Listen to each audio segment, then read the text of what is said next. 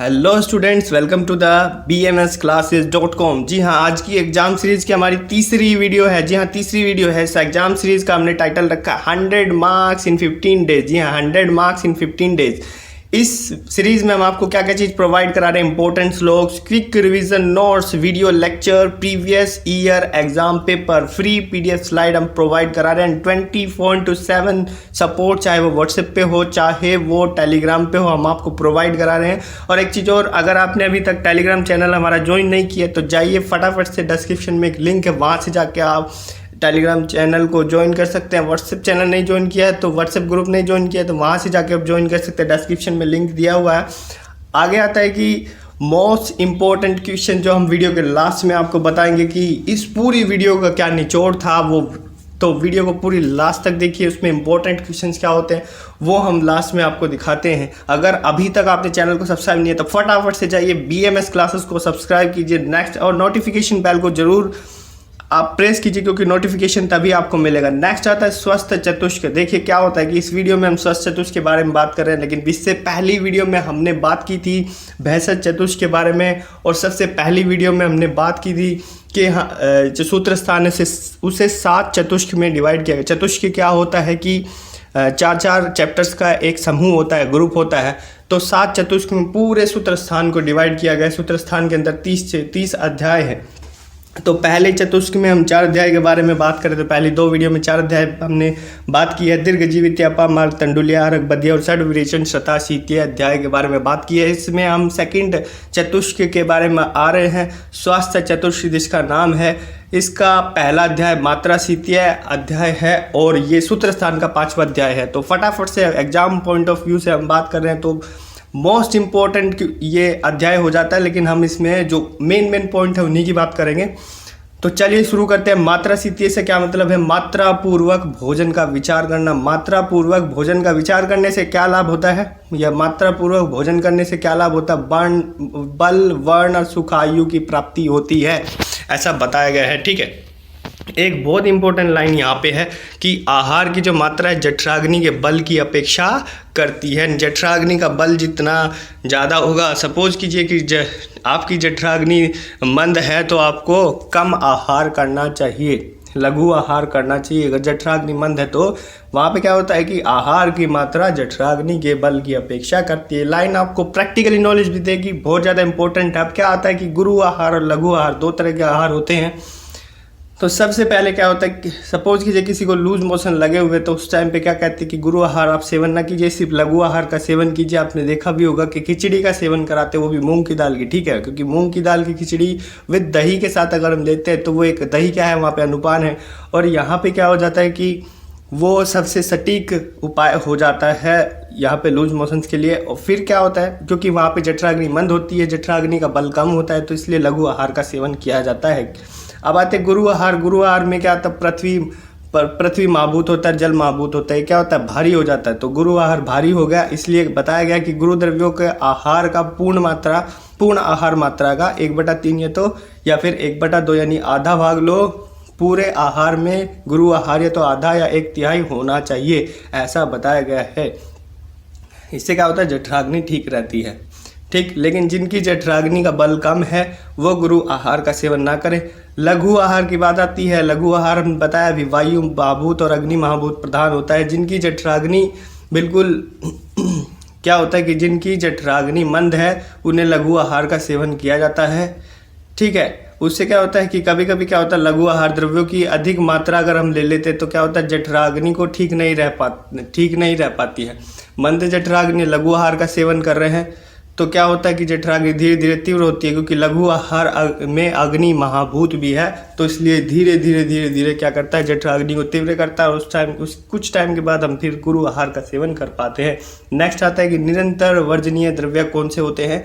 तो सूखा मांस, शुष्क शाक, कमल की जड़, सुअर गाय भैंस का मांस, मछली और दही भी बताया कि निरंतर वर्जनीय मतलब निरंतर, जिसे निरंतर सेवन नहीं करना चाहिए। जिसका फिर आता है उड़द की दाल भी निरंतर सेवन नहीं करनी चाहिए, दही भी निरंतर सेवन नहीं करनी चाहिए और जई भी निरंतर सेवन नहीं करनी चाहिए। अब क्या होता है कि बताए गए हैं कि जो निरंतर सेवन करना चाहिए वो होता है साली चावल, मूंग की दाल, सेंधव, लवण निरंतर सेवन करना चाहिए। यव अंतरिक्ष जल किसे कहते हैं, जो वर्षा का जल होता है उसका सेवन करना चाहिए। दूध, जांगम, मांस और मधु यानी शहद का भी निरंतर सेवन करना चाहिए। अब आते हैं कि स्वस्थ व्रत संबंधी वर्णन, कि स्वस्थ व्रत क्या होता है, पहले ये चीज़ समझ लीजिए। इसका एक सेपरेट एक सब्जेक्ट है, वो आपको थर्ड ईयर में देखने को मिलेगा। स्वस्थ व्रत दो शब्दों से मिलकर बना है, स्वस्थ और सेकंड है व्रत।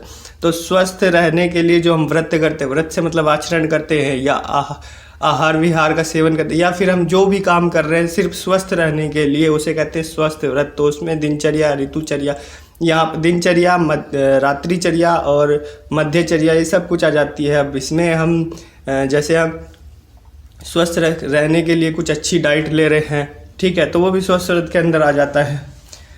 नेक्स्ट इसमें हम सबसे पहले पढ़ रहे हैं अंजन प्रयोग। तो अंजन प्रयोग मैं इसमें इंपॉर्टेंट पॉइंट्स लिए हैं, सिर्फ और सिर्फ इंपॉर्टेंट पॉइंट्स लिए हैं, क्योंकि ये बहुत बड़ा अध्याय है, बहुत इंपॉर्टेंट अध्याय भी हो जाता है। अब आते हैं अंजन प्रयोग में दो प्रकार से बताए हैं, प्रयोग भेद से सौविरंजन और रसांजन। तो सौविरंजन में क्या होता है कि नित्य प्रयोग जिसका करना चाहिए वो है सौविरंजन, ठीक है, सौवीर अंजन। रसांजन क्या है, जो 5वें और 8वें रात्रि में, ना कि दिन में, रात्रि में सेवन इसका ये लगाना चाहिए। अंजन होता है क्या है, सुरमा लगाना, ठीक है। तो अंजन, रसांजन क्या होता है, 5वें और 8वें रात्रि में लगाना चाहिए। अब क्या होता है कि जो हमारी आंखें हैं उनके अंदर अग्नि होता है, लेकिन जो हृदय से ऊपर जिसका स्थान बताया गया वो कफ है।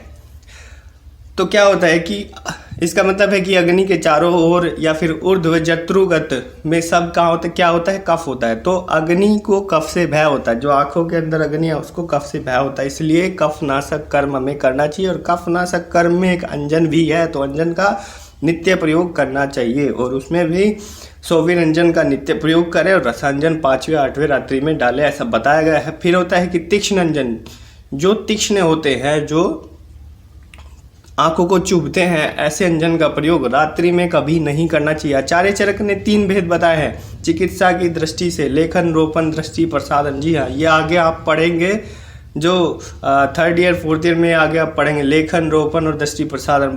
बात करते हैं धूम्रपान की। धूम्रपान में क्या होता है कि धूम्रपान में धुएं का सेवन मतलब धूमपान होता है। इसमें सबसे पहले हम धूमवर्ती बनाना सीखेंगे कि धूमवर्ती कैसे बनाते हैं।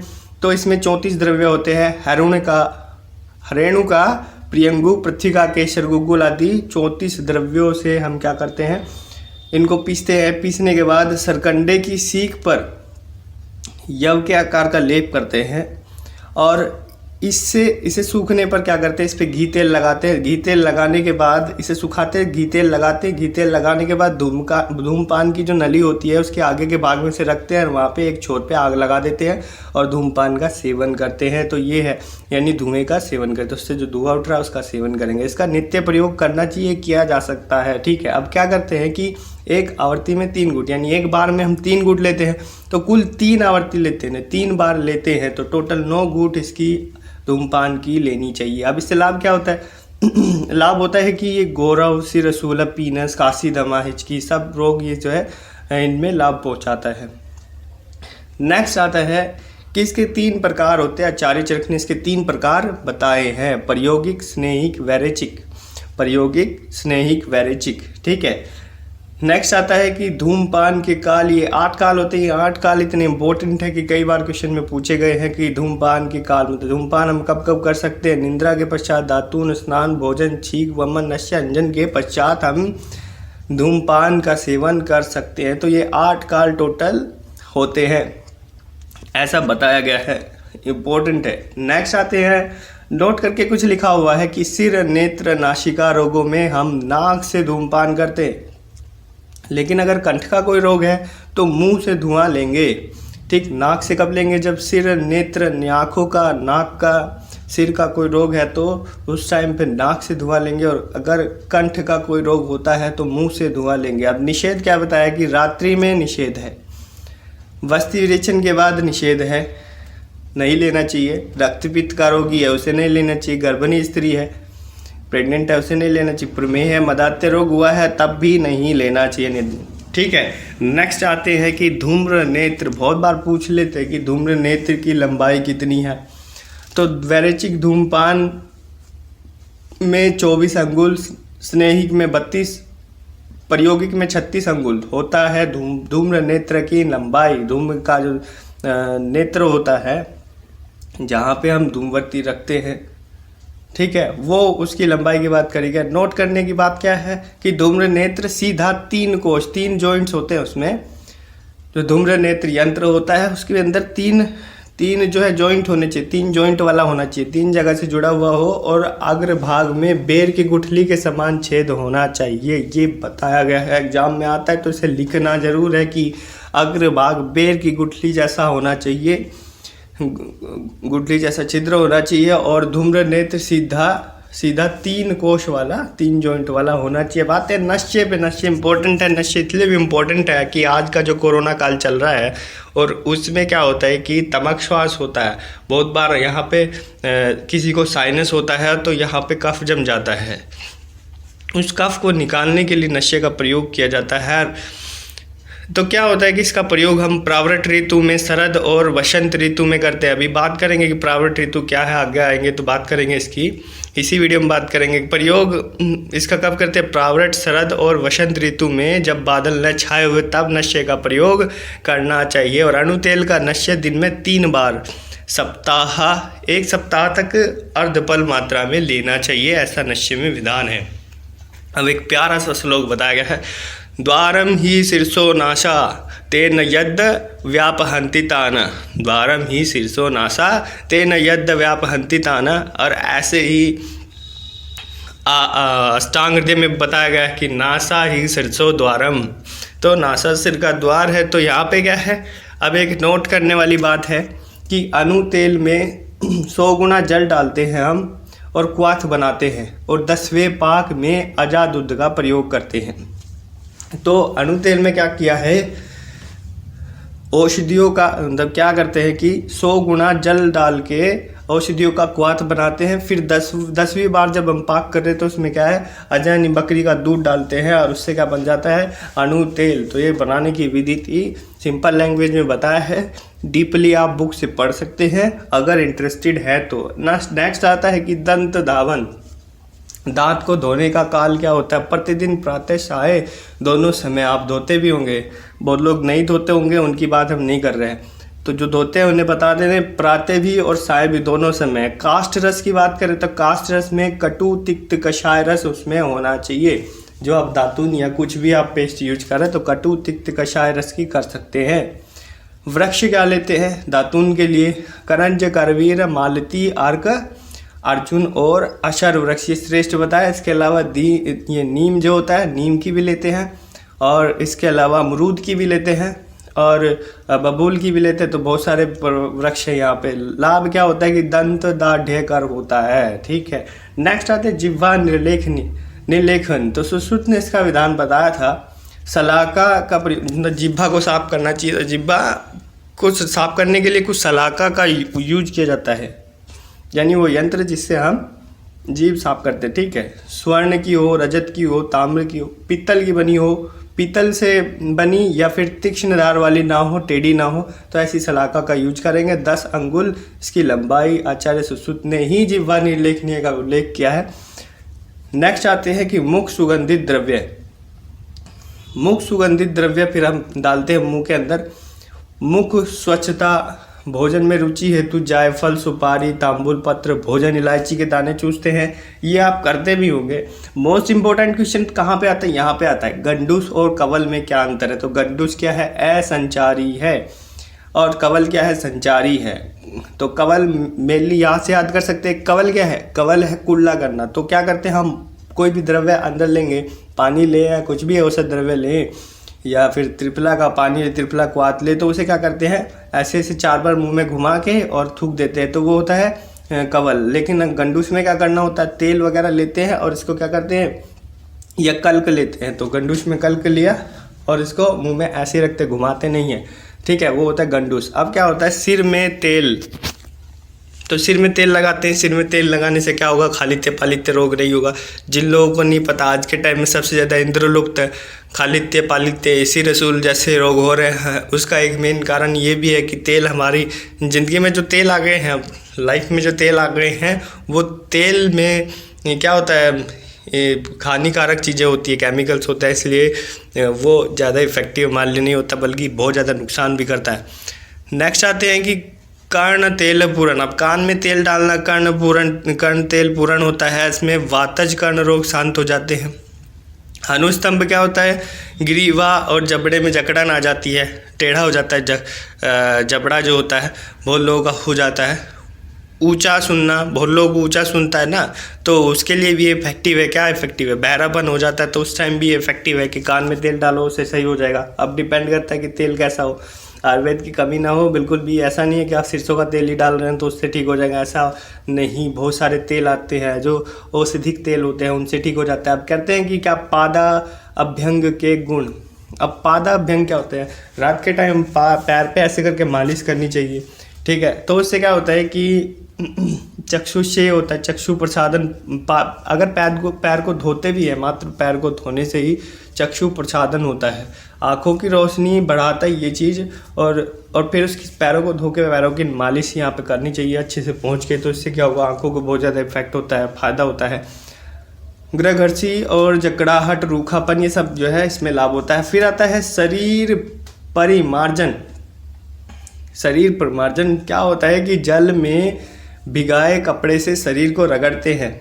फिर आता है स्नान। स्नान क्या होता है कि स्नान तो पता ही है, सभी लोग करते हैं, कुछ लोग नहीं भी करते हैं। स्नान में क्या होता है कि शरीर पवित्र निर्मल हो जाता है, दीर्घायु, थकावट, पसीना होता है और खुजली जो है सब समाप्त हो जाती है, इसलिए स्नान करना चाहिए। सभी के लिए एक एडवाइस है, स्नान करो। अब तो गर्मी आ गई, अब तो करना ही पड़ेगा। नेक्स्ट आते हैं स्वस्थ वस्त्र धारण करने चाहिए, गंधमाला धारण करनी चाहिए, रत्नाभूषण धारण करे। रत्नाभूषण हम लोग तो नहीं कर सकते, लेकिन जो इसलिए कहते हैं कि आयुर्वेद क्या है, राजा महाराजाओं की पद्धति है, क्योंकि इसमें बताया गया कि भैया ये रत्न जो है, आभूषण जो है, ये धारण करो। अब हम लोग थोड़े ना करते, एक नॉर्मल आदमी नहीं कर सकता, लेकिन जो राजा महाराजा होते थे वो इन दिनचर्या को फॉलो करते थे।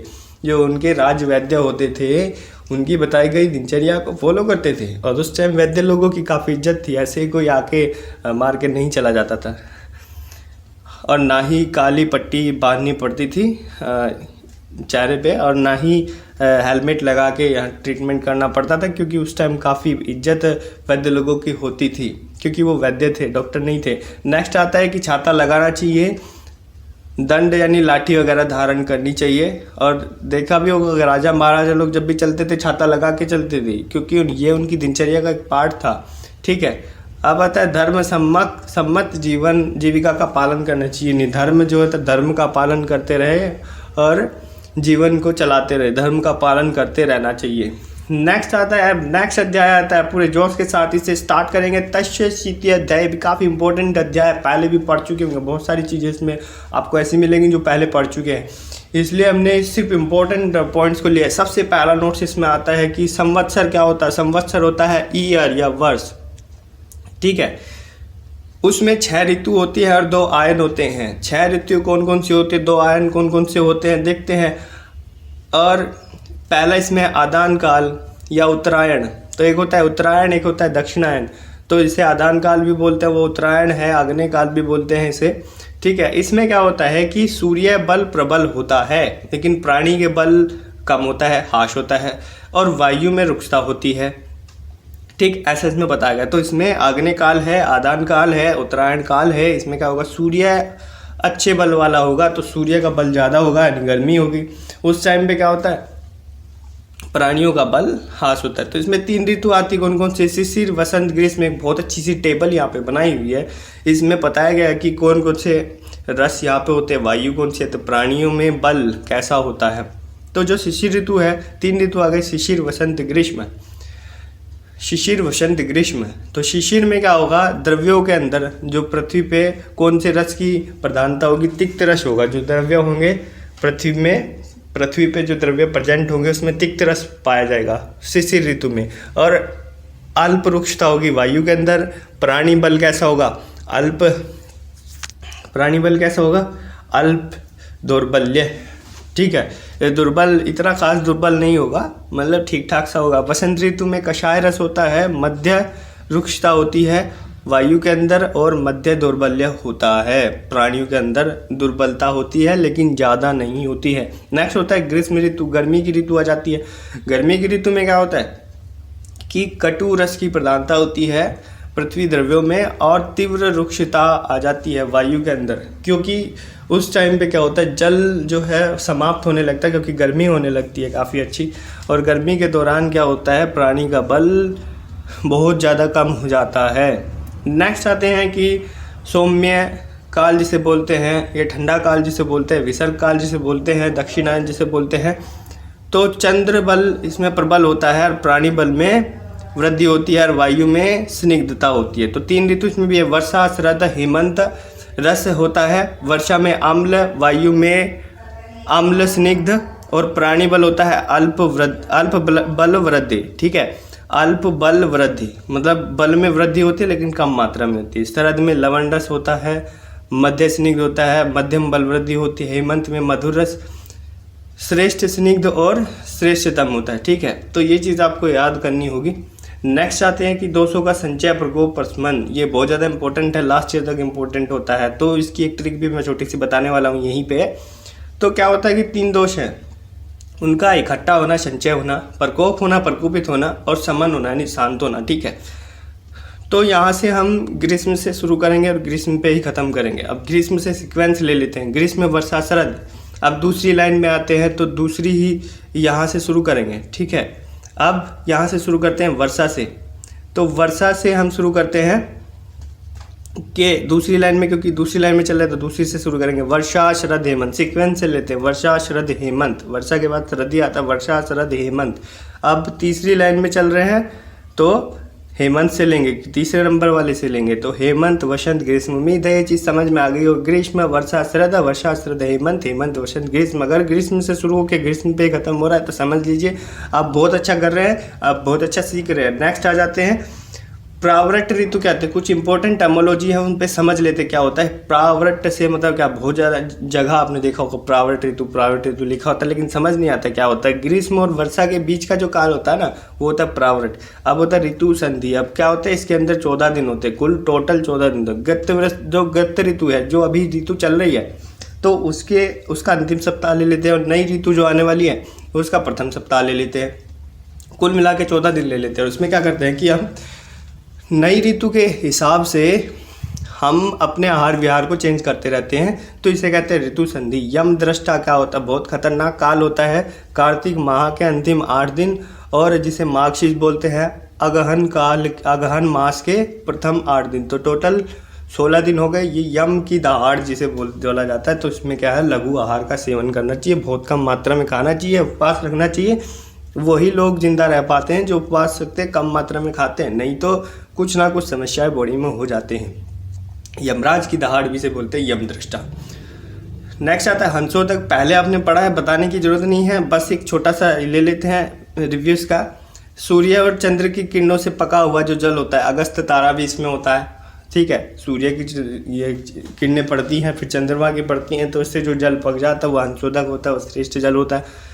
ओक सातम्य क्या होता है, तो भैया ओक सातम्य क्या होता है, कई बार आपने देखा होगा निरंतर हम किसी अपथ्य को सेवन करते हैं। सपोज कीजिए हम दही लगातार बचपन से खा रहे हैं, तो हमें क्या है, दही सूट कर गई है, या पहले क्या होता था, मतलब कि वो हमारे लिए पथ्य हो गई है, अब हमें वो नुकसान नहीं देती है, लगातार हम उसका सेवन कर रहे हैं।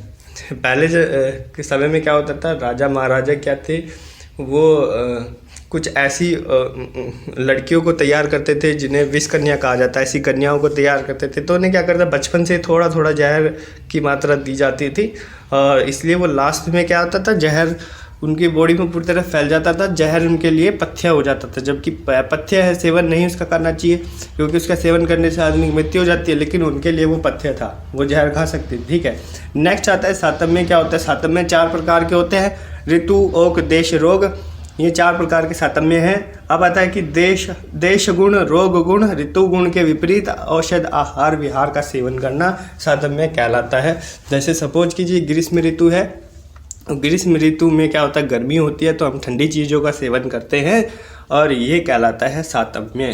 तो वो जो ठंडी चीज़ें वो हमारे लिए सातम्य है। तो दोनों चीज़ें समझ आ गई होगी, सातम्य और सातम्य। अब आते हैं कि हमारा जो टर्मिनोलॉजी है, मतलब जो हमारा इम्पोर्टेंट क्वेश्चन का सेक्शन है वहाँ पे आ जाते हैं। इसमें सबसे पहला क्वेश्चन, जो इम्पोर्टेंट क्वेश्चन, इस पूरी स्लाइड का निचोड़ पे बात कर रहे हैं अभी हम, कि भैया अंजन के प्रकार लिखिए। देखिए अंजन के प्रकार पे हमने बात करी थी अभी। तो अंजन के चिकित्सा भेद से 3 प्रकार उन्होंने बताए थे, और वैसे 2 प्रकार के अंजन होते हैं प्रयोग भेद से, कौन सा, रसांजन और सोविरंजन। ठीक है, नेक्स्ट आते हैं धूमपान के काल लिखिए। तो धूमपान के कितने काल थे, इंपॉर्टेंट पीछे लिखा था स्लाइड में। करिए, स्लाइड आपको चाहिए तो कमेंट बॉक्स में कमेंट कीजिए, स्लाइड में आपको प्रोवाइड करा दूंगा, फुल्ली नोट्स प्रोवाइड करा दूंगा, या फिर हमारे टेलीग्राम चैनल पे विजिट कीजिए, वहाँ पे सभी के लिए सेक्शंस खुले हुए हैं, कोई भी वहाँ पे मैसेज कर सकता है, ऐसा कुछ नहीं है। वहाँ पे वो ग्रुप बना हुआ है, डिस्कशन ग्रुप है, कोई भी मैसेज करता है वहाँ पे जाके मैसेज कीजिए कि हमें ये PDF चाहिए, या फिर हमारे यूट्यूब चैनल के कमेंट सेक्शन में कमेंट कीजिए फटाफट से कि हमें ये PDF चाहिए। अगर रिस्पॉन्स अच्छा आता है तो मैं आपको PDF प्रोवाइड करा दूँगा। ठीक है, अब आपके रिस्पॉन्स के ऊपर बात है। अगर आप फटाफट से यहाँ पे मैसेज करेंगे कि हमें PDF चाहिए तो मैं ये PDF प्रोवाइड करा दूँगा। ठीक है, और वीडियो को लाइक भी आपको करना है। नेक्स्ट आते हैं कि धूमपान के काल कितने होते हैं। तो अभी बताए थे 8 काल होते हैं, वहाँ पे जाके देखिए। धूमपान, ये धूम्र नेत्र की लंबाई की बात करी गई थी, तो उसमें बताया भी गया था कि जो धूम्र नेत्र होता है वो बेर की, वो 3 जॉइंट वाला होना चाहिए, और बेर की गुठली जैसे उसका छिद्र होना चाहिए। नेक्स्ट आते हैं गंडूस कवल में अंतर। ये भी मैं बहुत अच्छे से इसे एक्सप्लेन किया है, गंडूस और कवल। कवल का मतलब कुल्ला होता है, कुल्ला करना या गार्गल करना भी इसे कह सकते हैं। तो इसमें ये संचारी मात्रा होती है, मतलब घुमाते हैं और ऐसे थूक देते हैं। नहीं, गंडूस में ऐसा नहीं करते। गंडूस में हम कल्क लेते हैं, कल्क मतलब चटनी वगैरह किसी भी चीज़ की, उसे मुँह में रखते हैं कुछ देर तक और रखते हैं, बस ऐसे ही। ठीक है, नश्य प्रयोग विधि, स्नान अभ्यंग के लाभ। स्नान के और अभ्यंग के लाभ बता चुका। अभ्यंग क्या होता है, मालिश करना पूरे शरीर पे। अभ्यंगाचरण इत्यास जरा श्रम वातः। तो ये क्या होता है कि जरा मतलब बुढ़ापा, और थकावट, श्रम तो थकावट, और वात रोग को नाश करता है अभ्यंग। तो अभ्यंग आचरण नित्य, तो अभ्यंग का आचरण नित्य अगर हम करेंगे, रोजाना अगर हम अभ्यंग करते हैं, अभ्यंग आचरण नित्य से जरा श्रम वातः, तो जरा श्रम और वात रोग का नाश ये करता है। ठीक है, ऐसे स्नान का होता है लाघवम कर्म सामर्थ्यम। ठीक है, तो ये कर्म शक्ति को बढ़ाता है। नेक्स्ट आते हैं आदान काल, विसर्ग काल। तो आदान काल और विसर्ग काल का वर्णन किया है। आदान काल का, विसर्ग काल का वर्णन बताया है। अब आता है यहाँ पे हेमंत और वर्षा ऋतुचर्या। आप ध्यान से देखिए, 6 ऋतु है। शिशिर ऋतु कभी आज तक नहीं पूछी गई है, तो शिशिर ऋतु को छोड़ दीजिए, बाकी बचती है 5 ऋतु। इसमें सबसे ज़्यादा इंपॉर्टेंट क्या होती है, ग्रीष्म, हेमंत और वर्षा। इन तीनों को बहुत अच्छे से देखिएगा, बहुत अच्छे से याद कीजिएगा। आपको इन चीज़ों को व्यवहार में लेना है। अभी मैं बताता हूँ इसको कैसे याद करना है। आपको क्या करना है कि हेमंत ऋतुचर्या, सबसे पहले हमें देखना है कि भैया हेमंत ऋतुचर्या कहाँ पे है। हेमंत ऋतुचर्या ये रही। तो हेमंत ऋतुचर्या विसर्ग काल या सौम्य काल या दक्षिणायन काल में आती है। एक पॉइंट ये होगा। दूसरा, इसके अंदर चंद्रमा का बल प्रबल होता है और प्राणी बल में वृद्धि होती है, ये चीज़ हो गई। दूसरा, इसके अंदर हेमंत ऋतुचर्या में जो द्रव्यों, पृथ्वी पर द्रव्यों में रस कौन सा होता है, मधुर रस होता है, और वायु में श्रेष्ठ स्निग्धता होती है। प्राणियों का बल श्रेष्ठतम होता है। तो कितने सारे पॉइंट यहाँ पे आ जाते हैं। ये चीज़ आप यहाँ पे हेमंत ऋतुचर्या में अपनी तरफ से लिख सकते हैं। और ये क्या है, सर्दी की ऋतु है तो प्राणियों का बल श्रेष्ठ होता है, तो इसमें हम अच्छी चीज़ें, हम गर्म चीज़ें हम सेवन कर सकते हैं। ठीक है, नेक्स्ट आता है ऋतु संधि और यम दृष्टा काल का वर्णन कीजिए। ऋतु संधि 14 दिन की और यम दृष्टा 16 दिन की। जिसे यम की दहाड़ भी बोलते हैं। यम किसे कहते हैं, यमराज को कहते हैं। तो यम की दहाड़ भी से बोलते हैं। लघु आहार में सेवन करना चाहिए, उपवास रखना चाहिए, तभी हम रोगों से बच सकते हैं। तो ये थी आज की पूरी स्लाइड। उम्मीद करता हूँ स्लाइड आपको अच्छी लगी होगी, और इसी के जैसी अगली स्लाइड मैं लेके आऊँगा बहुत ही अच्छे से। और उसके बाद हम करेंगे पूरे प्रीवियस ईयर पेपर का रिव्यू, चरक के जितनी भी यूनिवर्सिटीज़ के हैं सबकी यूनिवर्सिटीज़ के मैं पेपर यहाँ पे लेके आऊँगा। और उम्मीद करता हूँ वीडियो आपको बहुत अच्छी लगी होगी। जितना ज़्यादा हो सके लाइक कीजिए, शेयर कीजिए और कमेंट सेक्शन में कमेंट कीजिए कि कौन सी यूनिवर्सिटी का आपको पेपर चाहिए, आप कौन सी यूनिवर्सिटी से बिलोंग करते हैं, कौन सी यूनिवर्सिटी का पेपर मैं सबसे पहले एक्सप्लेन करूँ। ठीक है, अभी हम अगली वीडियो में हम बात करेंगे यहाँ पे नैवेगान धारणीय और इंद्रियोपकर्मणीय अध्याय। ठीक है, तो आज की वीडियो में इतना ही।